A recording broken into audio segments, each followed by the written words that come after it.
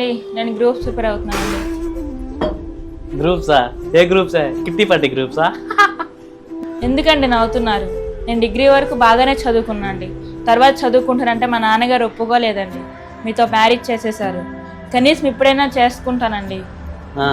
మీ నాన్న బాగా తెలివైనవాడే బాబు. నీకు చదివిస్తే డబ్బులు వేస్ట్ అయినా ఆ డబ్బులతో పెళ్లి చేసి అత్తనిటి పంపించాడు. అలా అంటారేంటండి? అయినా పెళ్ళైన తర్వాత ఈ చదువులు గిదువులు మనకి ఎందుకే? మొగుడుని పిల్లల్ని బాగా చూసుకుంటే సరిపోద్దిగా.